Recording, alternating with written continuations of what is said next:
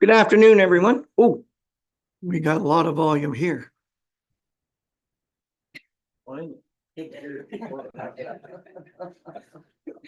I'll have to relearn how to talk. It's 1:01 and I call this meeting to order. We are a full meeting of council. All council members are here. And we are in the presence of our clerk, deputy clerk, and CIO and some other staff throughout the audience. Our first order of business is the land acknowledgement statement. The township of Hamilton is situated within the traditional territory of the Mississauga, Anishinaabeg, and Chippewa nations, collectively known as the Williams Treaties First Nations. Our work on these lands respectfully acknowledges their resilience and their long-lasting contributions to the area now known as the township of Hamilton.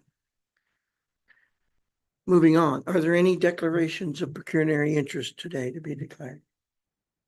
Seeing none, that shall be recorded. Motion to confirm agenda. Prepared motion that the committee of the whole agenda for December 10th, 2024 be approved. Could I have a mover and a seconder, please? Moved by Mark, seconded by Larry. All those in favor? Carried. Thank you. Moving on, delegations. Good afternoon, Martha. And my notes say and Russ, but I have a secondary note that says Russ not with us today. So Martha, the podium is yours. Good afternoon and welcome. Martha and I and Arthur have had the occasion to meet not too terribly long ago.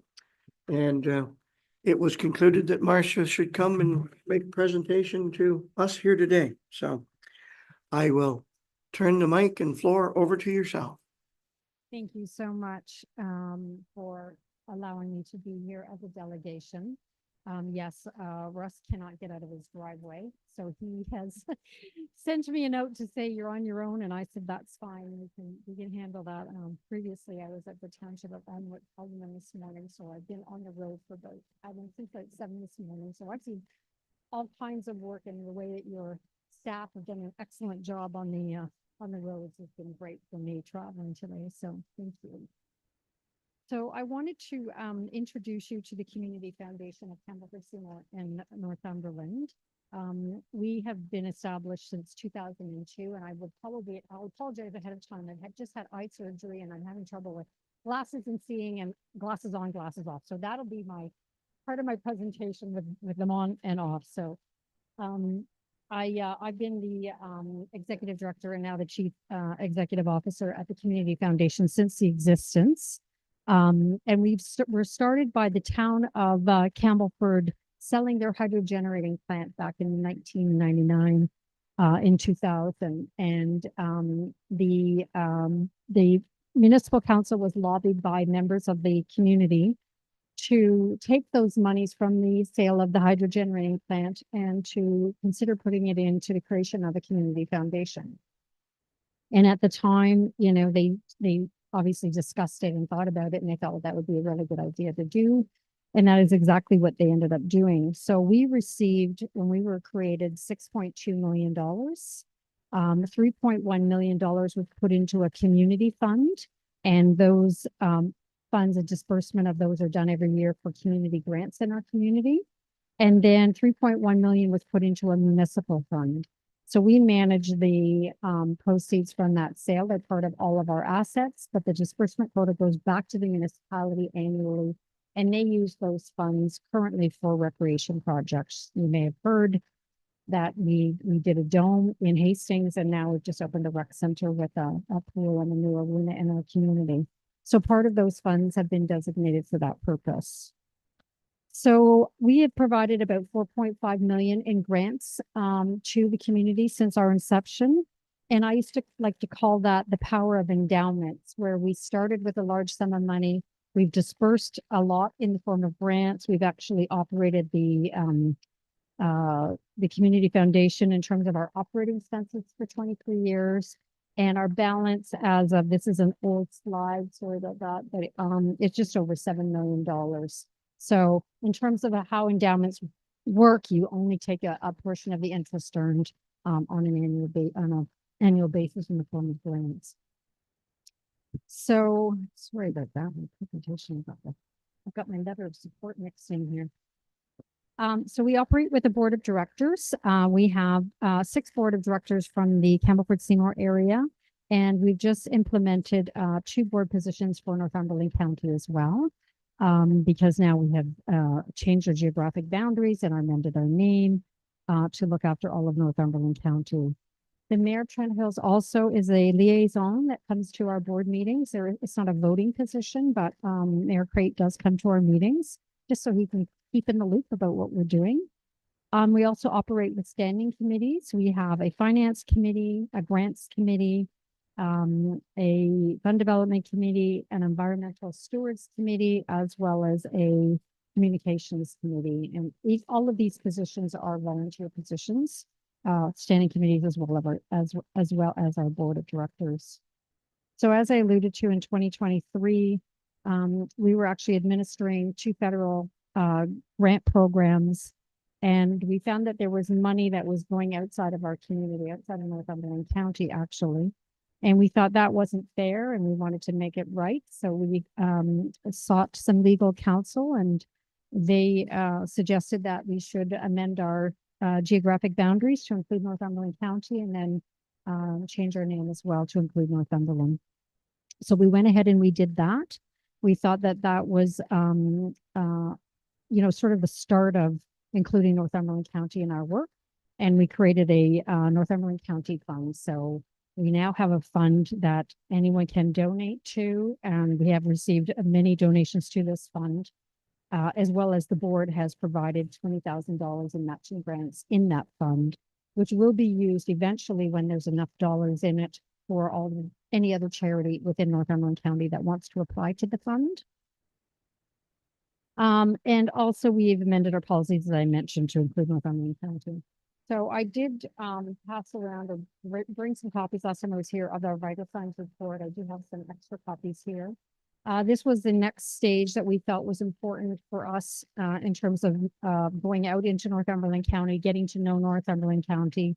So through Community Foundations of Canada, they have this program called Vital Signs, which is looking at the health and well-being of your community. So we've created this report based on Stats Canada and Statistics Canada data that was provided to us. And then we took all that data and we created a report with the table of contents. You can take a look at it at your leisure, but it's basically things like good health and well-being, no poverty, quality education, those kinds of things.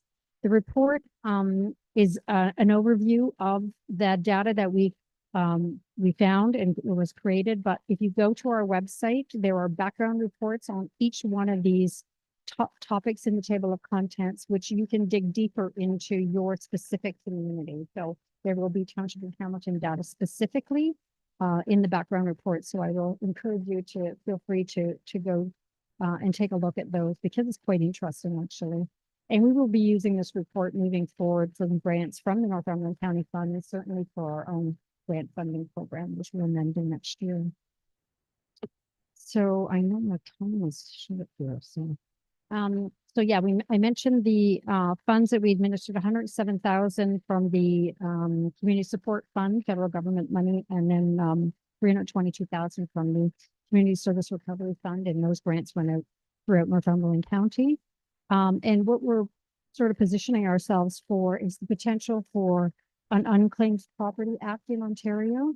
And if and when that legislation is passed, Community Foundations of Canada is doing this work on our behalf, and they will be, hopefully the legislation will indicate that those funds that would come to the province normally would now come through Community Foundations Canada to be distributed through the 49 community foundations in Ontario. So we want to make sure that the piece of pie that we get is Northumberland County and nothing less than that. So we're working on that currently, because our goal, of course, is to keep the dollars that belong here in Northumberland County. Our funds have always been invested with the Toronto Foundation. It's a community foundation, and they provide us with decent investment returns, and our fees are targeted towards a community foundation, so they're fairly reasonable. And they have an outsourced investment manager that takes care of those funds. And just to let you know, we also offer other services. For instance, we have agency funds. So the Northumberland Land Trust has a fund with us, and they have donations that go into that fund. And the distribution annually that comes out of that fund goes back to the Northumberland Land Trust for administration purposes. We have permanent endowments, we have flow-through funds, and we also can manage municipal grant programs, and that's something that I wanted to let you know that is something we're quite capable of doing, and that's what we've been doing with the municipal fund for these past 20 some odd years. So I have shared a request for support, which is a draft letter that I've shared with the clerk in terms of we're asking just supporting our change of name and our change of geographic boundary at your leisure, if you can consider that. And we would welcome it. So thank you very much.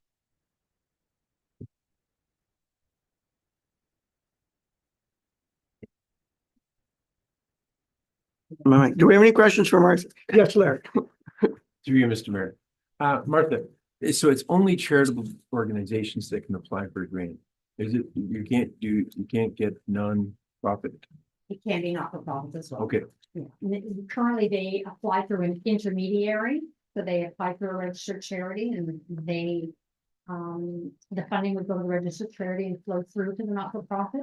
But we're okay. currently in the process of amending our statement of operations so that we can fund directly not-for-profit. So we have a lawyer working on that currently, so it will be changed. Definitely. Well, that's great, because that could help a lot of different Yes. groups that are nonprofit, and Yes. the problem they're having is that to become a charitable organization, it becomes very cost effective for them not to be, because it's so expensive to do so. So that's great. I'm glad to hear that. Thank you. And we've worked with many not-for-profits. If you go on our website and look under our grants that we provided, you'll see there's quite a few not-for-profits. Through there. Any further questions? Martha, this is committee of the whole. There's no decisions made today. I'm sure you're more than aware of that. But just in case, what we do is we receive your report and it comes forward at a full council meeting. So thank you for your presentation. And I'm sure if we have any questions in the future, we can reach out to Martha and she'll be pleased to answer them for us. Prepared motion that I'm gonna have to modify this slightly, I believe. Prepared motion that the presentation by Martha Murphy regarding an introduction to the Community Foundation of Campbellford Seymour Community Foundation on December 10th, 2024 be received. Moved by John, seconded by Bruce. All those in favor? Carried. Thank you.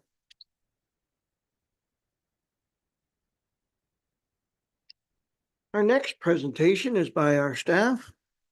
Jennifer Current, Senior Planner, regarding the comprehensive zoning bylaw update. Jennifer, the podium is yours. Well, it's here. Okay, so this is a report on the update to the township's zoning bylaw. As you recall, we had a public meeting in October, and I said I would be bringing forward a bylaw for council's consideration later. So this is an opportunity for council to review the proposed bylaw and provide some comments if they have any comments with respect to it. And then I anticipate that the actual bylaw will be brought forward to council next week. So attached to the report is the actual bylaw. And I will say that staff have met with one member of council with respect to the proposed bylaw, and it did result in a couple of minor changes from the bylaw that went before the committee, or sorry, council in October. Specifically, the hobby farm provisions have been removed from the proposed zoning bylaw amendment at this time, allowing staff some additional time to do research on it, and we may bring that forward at a subsequent zoning bylaw amendment. Your zoning bylaw, or our zoning bylaw amendment, is kind of a living document. It's always being revised and updated, so we can bring that item forward at a future one. In addition, the pen provisions have been revised to include a rear yard setback of 3 meters. I believe it was previously 1.5 is recommended. And we also added a provision that waste from the enclosure cannot be stockpiled on the property. So that's what we put in. So I can go through the bylaw that's attached to the report. And if you've got any questions while I'm going through it, please feel free to ask me what, and I can provide clarification if I've got it.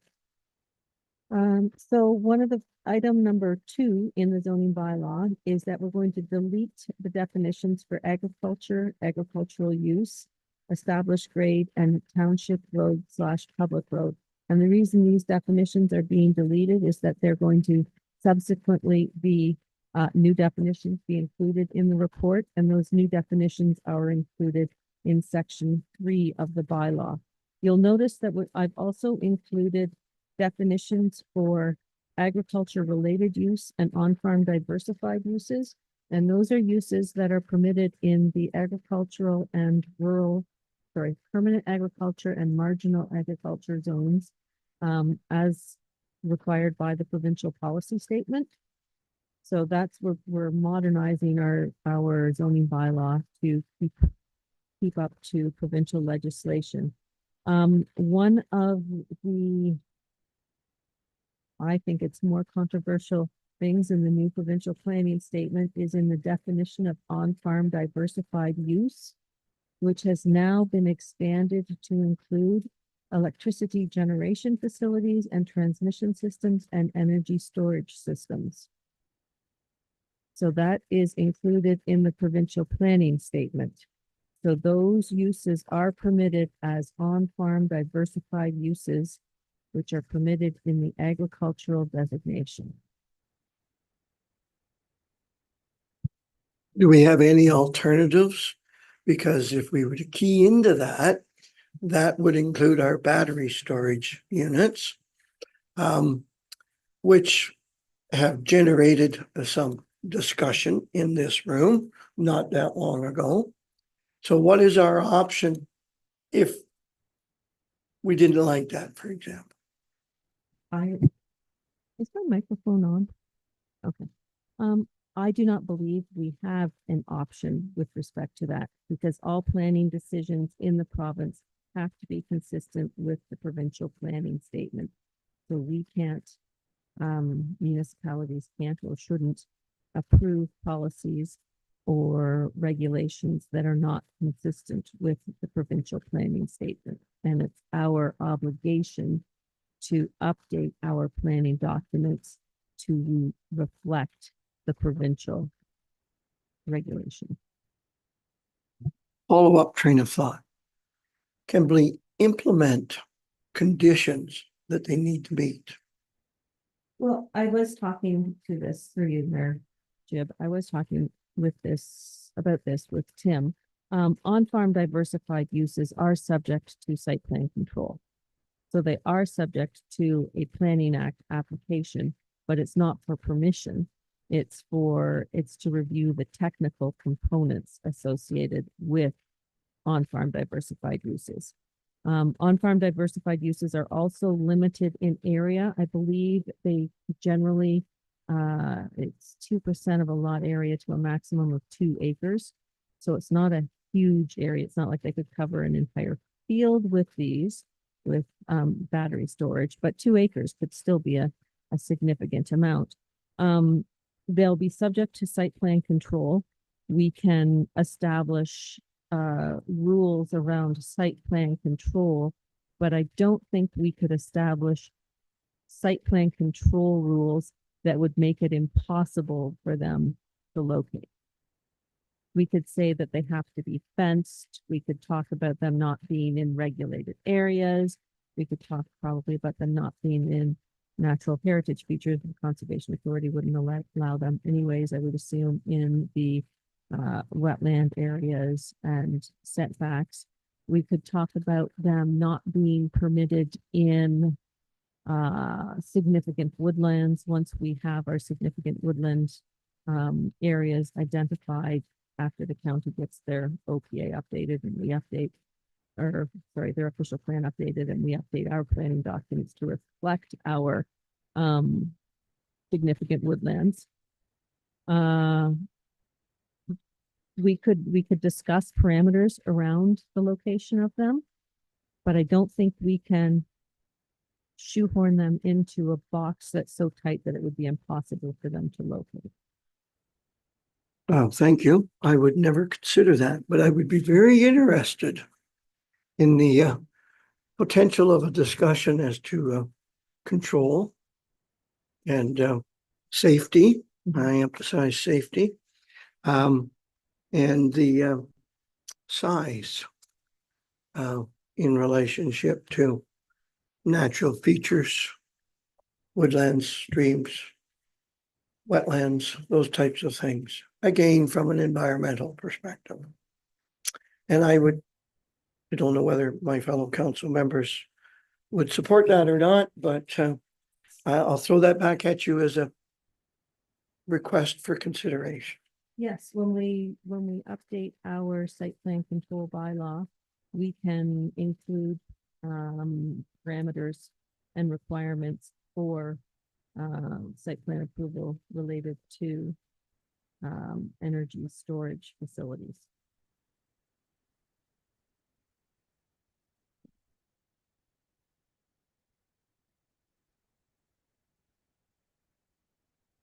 Okay, and then item number 4 in the proposed zoning bylaw is just that section 3B. 3B is the section of the bylaw that contains definitions specifically pertaining to the Oak Ridges Moraine. And so it's recommended that the list of definitions be deleted and replaced with the definitions specified in item 5 of the proposed zoning bylaw. And once again, that is to update our zoning bylaw so that it contains the same language as the updated Oak Ridges Moraine Conservation Plan. So those definitions came straight from the Oak Ridges Moraine Conservation Plan. Go ahead, Mark. Sorry, just a thought going back to the on-farm diversified use. Those electrical storage units, so forth, really they're not farming. So is there a way of changing that tax rate at least to gain some revenue back to the municipality? Because they're not, they have nothing to do with agriculture. I believe the answer is yes. That is MPAC. MPAC is the organization that assesses properties with respect to use and assigns the tax codes. But for any of those on-farm diversified uses that have a commercial component, whether it be a wedding venue or a cheese factory or a whatever, they could be assessed at I would assume they would be assessed at a commercial or industrial rate so that it would come back to the municipality. And only allowed on agricultural. Yeah. Their benefit be. Because it would be a portion of the property that would be allocated, and it would be, I guess it would be up to the municipality once the property has received site plan approval to notify MPAC that they have received this approval. Or I believe there's also a link in with the building permit MPAC received, so I believe they received building permit information. So that could also be good. Right. Okay, thank you. Now, Scott's turning there. I sincerely hope they do. You will notice that the definition of on-farm diversified use for lands on the Oak Ridges Moraine is different than the definition of on-farm diversified use that's not on the Oak Ridges Moraine. The Oak Ridges Moraine definition does not include specifically the electricity generation facilities, transmission systems, and energy storage systems. So those are not permitted on the Oak Ridges Moraine. So that takes out the center of the municipality.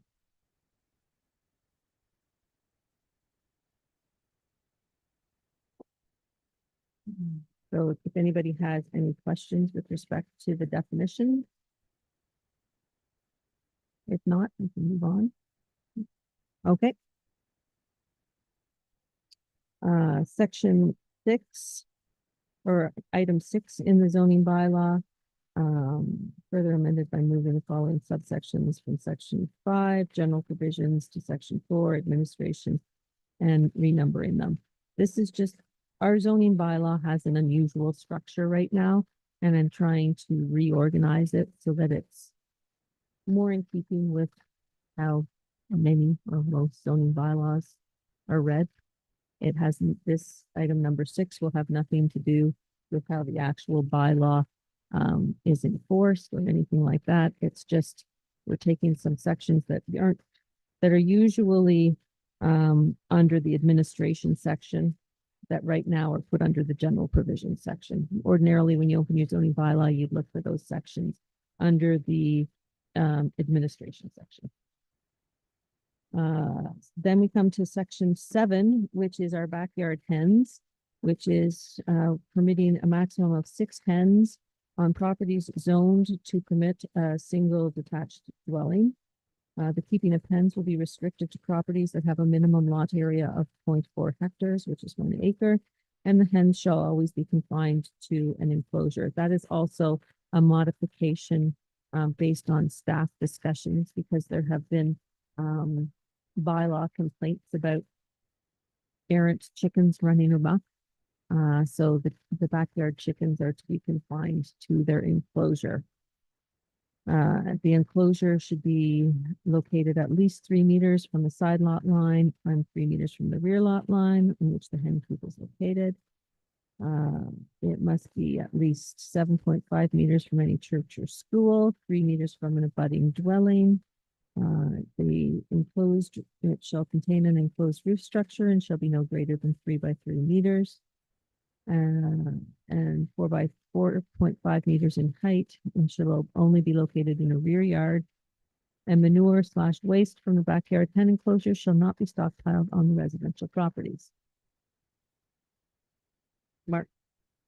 Just a quick Councillor question. Lovett, sorry. No, Sorry. no, that's fine. Just a quick question, and I agree with the concept of it. The waste that you say is not to be stockpiled, how are you going to determine that? Like if I send out Tim to look at that, what's he looking for? How big a waste are we talking?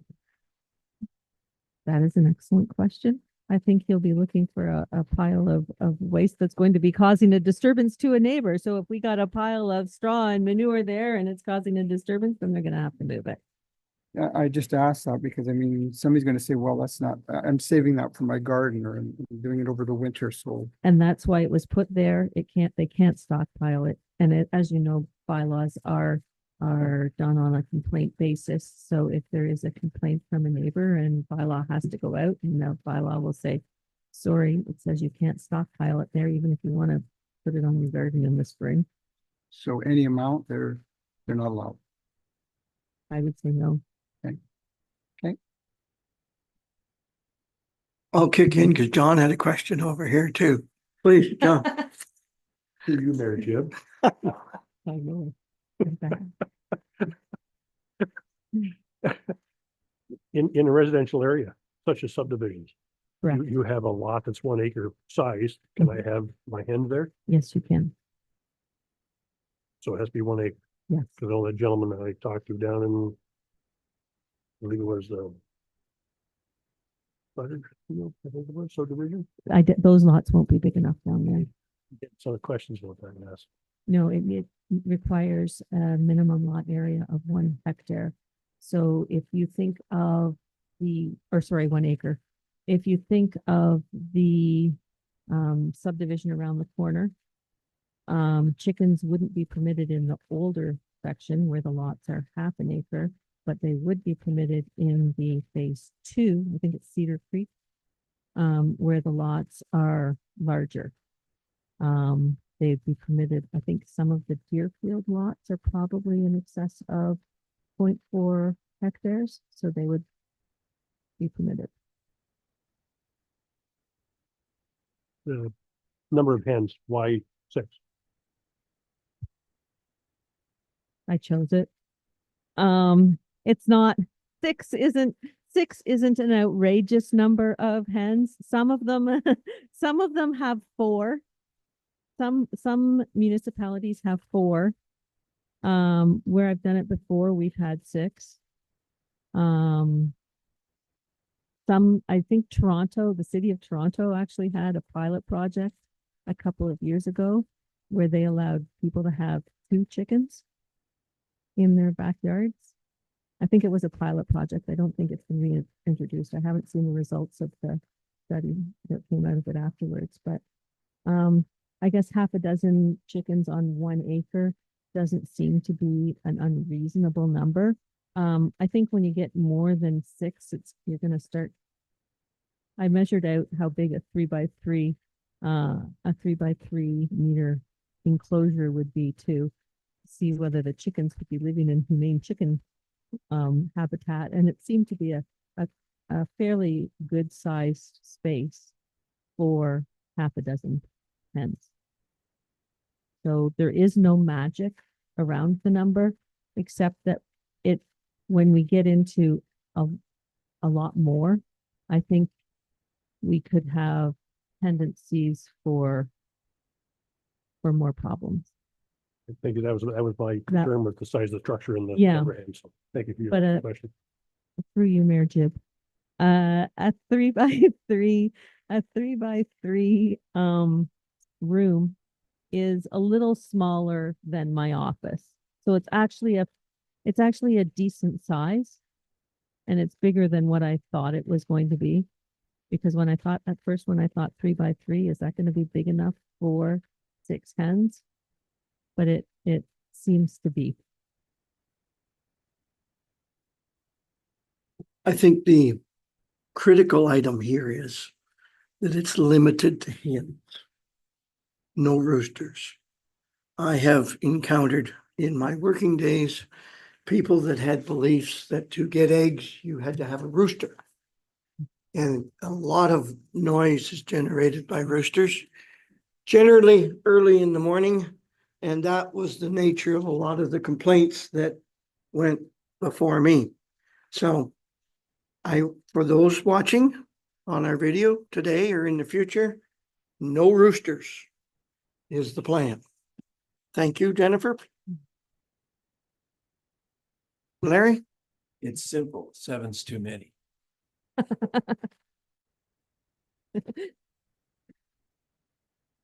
Mark, please. I 100% agree with everything you have here, except for the 1 acre lot. I just don't know why we have to have the 1 acre lot minimum size. Is there a reason behind that? Because I mean, if they meet all the other setbacks, what difference does it make if it's one acre or half an acre, or depending on the size of the house? I understand where you're going, and I could go there also, but I think for our first foray into this, we could try it with the 1 acre lot, and then if we are having success and not too many problems with it, then we could probably expand it to all residential properties. Because some of the larger or the smaller lots, when we think about Harwood or Bewdley, there's some pretty small lots there. I'm They may just- not be able to meet the 3 meter by 3 meter with the enclosure. So that That would is, eliminate. yeah. I'm just thinking of the one, because I know the one John's talking about, and I know he's not gonna be a very happy man when we Okay. go back with this 1 acre lot. And I think he has enough room in his backyard from what I saw, so that's why I question it. Well, this is what I proposed for our first foray into it. If we could take out the minimum lot area requirement, but I think we're now going from not permitting them at all to now we're going to permit them on a 1 acre lot. And then we'll see how that goes. And if we have success with this and we don't have all kinds of outrageous complaints, then we could revisit it. And we could say a year and see how it goes, and then bring it back to council when we do our next housekeeping amendment and say, look, we've had good success for this.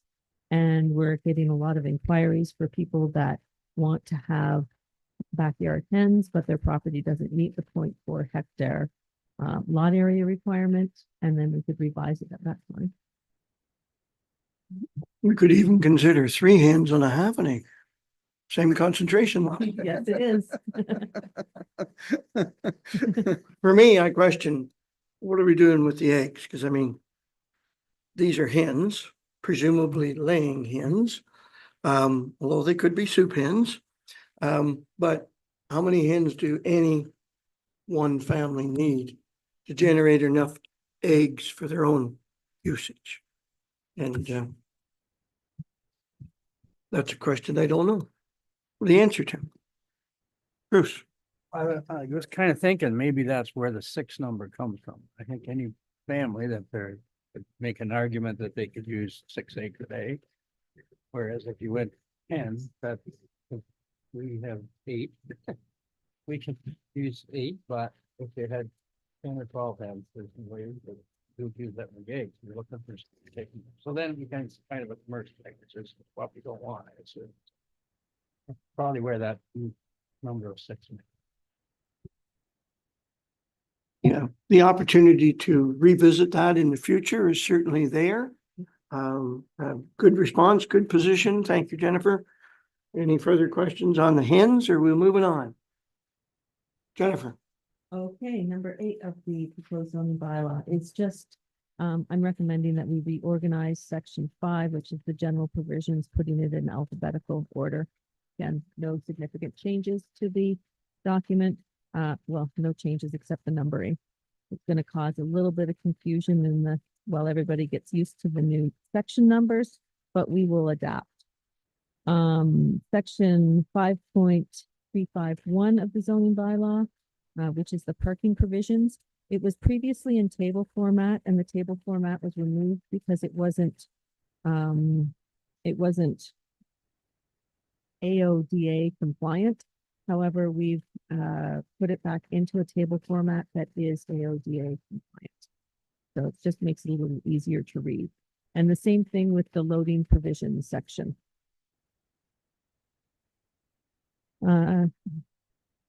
Excuse me, number 11, this is the section relating to accessory structures in the residential zone. And with this section, we are recommending that a structure can be located closer to the road on a corner lot, so in an exterior yard, than the main dwelling or the main structure, provided it meets the exterior side yard setbacks. And that's to reduce those minor variance requests where somebody's on a corner lot and they want to put an accessory garage or something like that closer to the road, and they meet the required setback, but they don't, it will be located closer to the road than the main dwelling, because the main dwelling was situated with frontage in the other road. Section 525, renumbered 5.1. It's amended with deleting subsection number 525.3 and renumbering the subsequent sections. And these have to do with additional dwelling units. And it's just, I was trying to not write the entire additional residential units section, but just change it up a little, reorganize it a bit so that it made more sense to me. We may be revisiting that one in the future too, if I still find it cumbersome to read. We're also adding a section that says where a property has frontage on a year-round municipally maintained road or county maintained road, the property must be accessed by an entrance onto the year-round maintained road or county maintained road. And that is in section renumbered 5.8. So that will avoid situations where a property has frontage on a maintained municipal road, but also frontage on an unimproved a road allowance, a municipal road allowance. They have to get their entrance off of the road.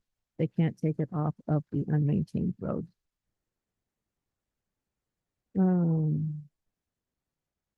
Larry, question? So we have a couple of instances that we currently have. For instance, in Harwood, a specific one that they have an entrance off the county road, but they continue to use the unmaintained road as an entrance. How do we deal with that? Through you, Mayor Jib. Do they have their driveway is from the county road, but they continue to use the township's municipal road allowance? Is that correct? Yes. It's unmaintained. And Jennifer, might I, sorry, Larry, I was gonna try and answer that. Correct me if I'm wrong. I believe, our deputy mayor is speaking of an existing circumstance. And the upfront answer to that is the change in this document today will not change that property circumstance. Right. It's not retroactive. This document is for future, and it's probably 99% of the time during the building permit process where there will be the insistence that the driveway comes off the year-round maintained principal road. Can I leave it at that? And is that correct information, Jennifer? That is correct. Okay. Larry, did I kind of answer your question? yes, thank you, but it continues to be an issue, but I understand. Okay, number 14. And this is a section that is being added to the zoning bylaw, and it's a height exceptions section.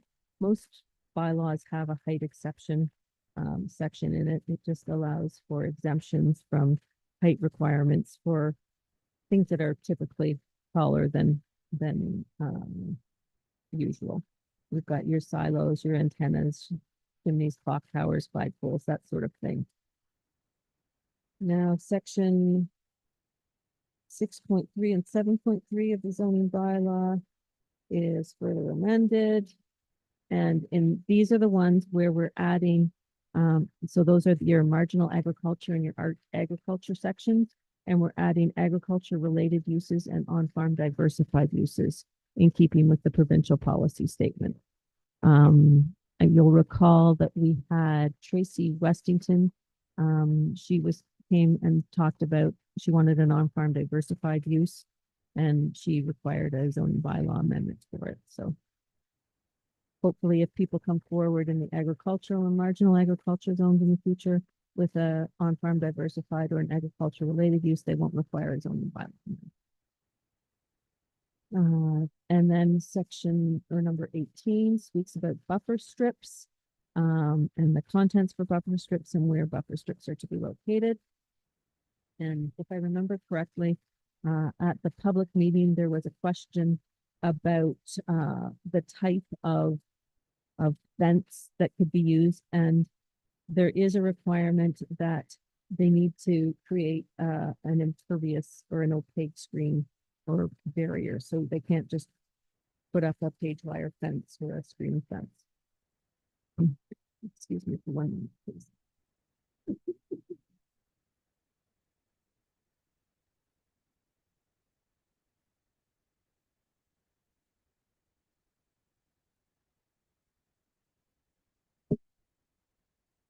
So that is the buffer strip section. Then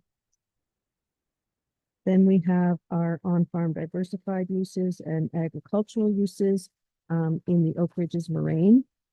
And they're only permitted in the core area in the moraine. They're not allowed in the environmental areas. The Oak Ridges Moraine Conservation Plan specifies where they're permitted, and this wording is consistent with the wording in the Oak Ridges Moraine Conservation Plan.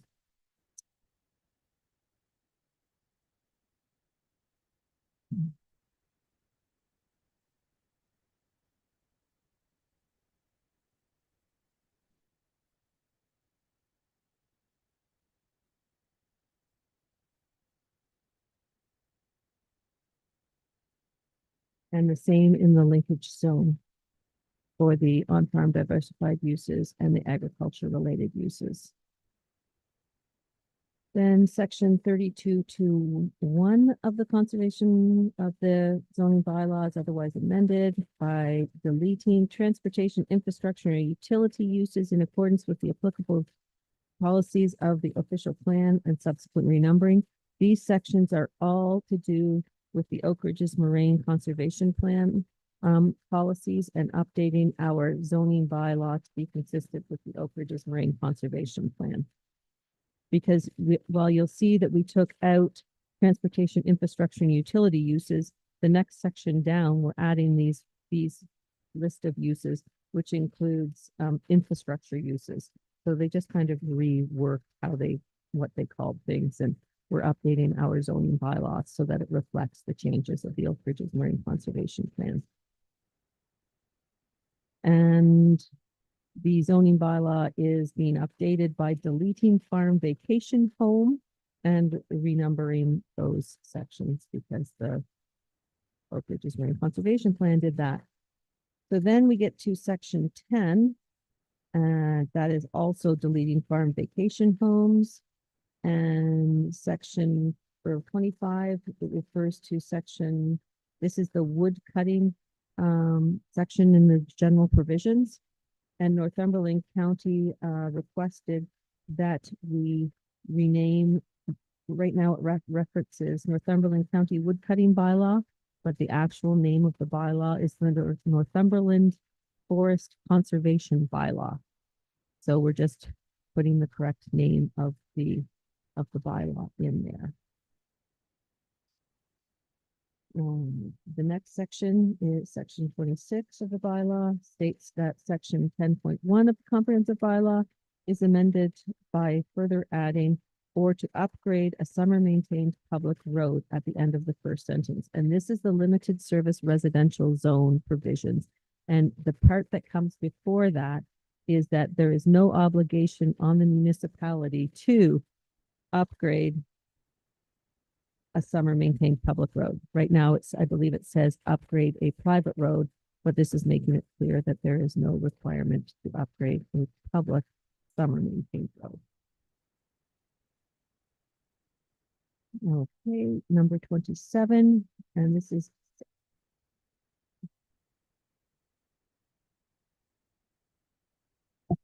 Sorry.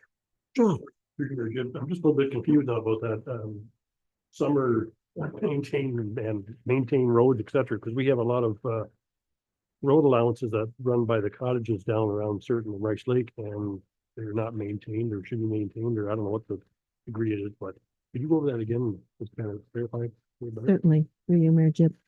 This is to, right now, the limited service residential zone is applied to properties that have frontage on private roads or summer maintained municipal roads, because the municipality has some roads that are only maintained on a summer during the summer.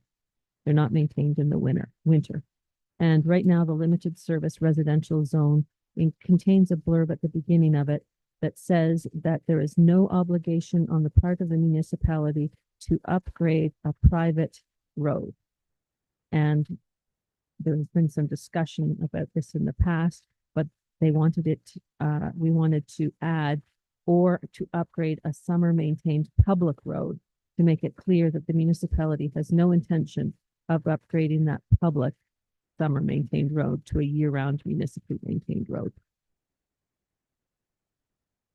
one of our more recent examples of that, of course, was Oriole Beach, section that ran north and south. Okay, number 27. This has to do with the Oak Ridges Marine, Oak Ridges Marine Conservation Plan and additional residential units. It just says that we're deleting it in its entirety. I just found it kind of confusing. I've just stated that an additional residential unit within the Oak Ridges Marine is only permitted within the principal residence. In the Oak Ridges Marine, you cannot have an additional residential unit in an accessory building. It's just making it clear. That was confirmed with the provincial government recently, who, notwithstanding their recent announcement about the additional residential units and the requirements of municipalities to permit them everywhere, the Oak Ridges Marine Conservation Plan overrides the planning act in that respect. Okay, the next section also pertains to the additional residential units. It states a maximum of 2 additional residential units per lot may be permitted subject to the following. And it talks about one additional residential unit with a floor area of 186 meters squared is permitted within, so that's about 2,000 square feet. And then you can have one additional residential unit with a maximum of 98 square meters within a accessory building. And the 98 is, I think, 1,055 square meters. Those are the same, pardon? Square feet, correct, sorry. Those are the same numbers that are currently in our bylaw. I just rejigged the language a little bit. And those are the most significant. A lot of stuff is housekeeping stuff that had to do with updating our plan to be, or our zoning bylaw to be consistent with the new provincial planning statement and the Oak Ridges Marine Conservation Plan, with a few other little things like the hens and frontage requirements for entrances and that sort of thing. Question, Larry? To you, Mr. Mayor. Jennifer, bed and breakfast. This has always been a bit of a critical issue for some people. I was to understood that a bed and breakfast can only take place in a home that has a person in residence with it, so that they can provide the services of food and lodging. But then there's this confusion with people. It's about cottage rentals, which are don't have to have a resident living there. It's confusing because you've got all these marketing campaigns of Vrbo, Airbnb. Everybody calls them Airbnbs, and a lot of these are being rented around in the cottage areas, and there's causing problems because people there's no oversight, when people get crazy and stuff like that. But can you clarify whether the B&B indicates that the bed and breakfast has to have a person in residence who owns the place or is in residence to provide breakfast and lodging?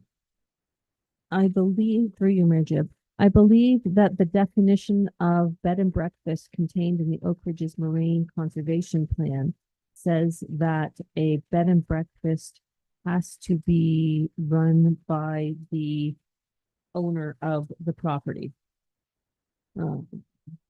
Yes, this is the definition for bed and breakfast on the Oak Ridges Marine. So this applies specifically to the Oak Ridges Marine. Means an establishment that provides sleeping accommodation, including breakfast and other meals, services, facilities, amenities for the exclusive use of guests for the traveling or vacationing public within a single dwelling that is the principal residence of the proprietor of the establishment. So that's the definition for the Oak Ridges Marine Conservation Plan. I don't recall offhand whether the definition for bed and breakfast for outside of the marine lands, I don't believe it contains principal residence of the proprietor of the establishment, but I believe it does talk about including breakfast and other meals, services, facilities, and amenities for the exclusive use of guests. I believe it does contain that. So it's like it has your permitted X number of rooms in a dwelling and people provide meals and that sort of thing. Generally, that's what your bed and breakfast. But then there's the whole other separate side where people call them Airbnbs or vacation rental by owners or whatever, short-term rental accommodations. And short-term rental accommodations, I don't believe are covered under the definition of bed and breakfast. And our municipality does not have any regulations with respect to short-term rental accommodations. Thank you, that helps. The question I asked is for a couple of reasons. One, I know if there's problems, people just say, well, call the OPP if they're having noise problems or other situations. But what about tax? I mean, here we've got cottages, for instance, that are paying a tax rate, but now they're renting them out, so they're getting an income off that property. So is there a taxable benefit that we can be taking benefit of? I don't know. Just throwing that out. Maybe I want to throw that to an alternate staff person. I can, for you, Mayor Jib, I did have a previous conversation with MPAC regarding this.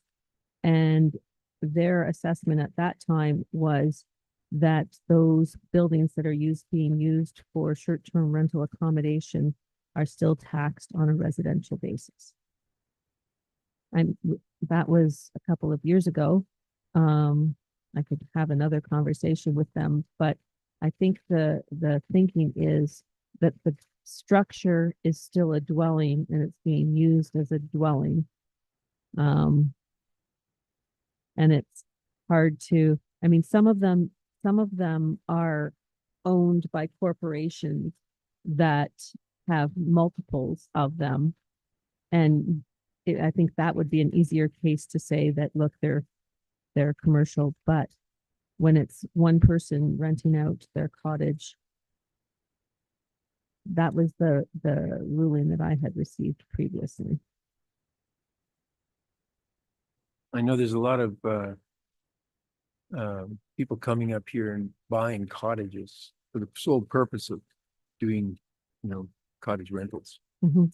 It just seems, you get people who have been in cottages for years and years and years, and of course the couple in the middle are deciding to turn those into cottage rentals entirely. And so it changes the whole culture of that area. So I don't know, there's some way of monitoring that, but I also look at we're not getting a tax benefit from that. So, okay, so thank you. Any further questions for Jennifer? John, might you have a question about the previous comment that you shared back in October regarding the wells and the water testing requirements for ARUs? Or in the absence of it being not here today, it remains the same, or are we 100% clear on that? Sorry, through you, Mayor Jib, I think my understanding is, I think it's going to remain the same, is it not, Jennifer? Through you, Mayor Jib, there has been no change in the requirements for well certification test for an additional residential unit. Thank you. Any follow-up questions for Jennifer? Jennifer, we have a prepared motion that reads, the council receives report PLN 2024-45 for information and discussion, and that staff be authorized to bring a zoning bylaw amendment forward to the December 17th, 2024 council meeting for consideration. Moved by John, seconded by Mark. Any follow-up questions or comments? All those question? Through you, Mr. Mayor, I just want to congratulate Jennifer and the staff for putting this together. It's an arduous task, and I think you've done a fabulous job. Thank you very much for doing it. Thank you, Larry. And all those in favor of the motion? Carried. Thank you, Jennifer. Closed session, we have none. Adjournment. That the committee of the whole meeting held on December 10th, 2024 be adjourned at exactly 2 p.m. Mover, Larry, seconder Bruce, all those in favor? Carried. Thank you.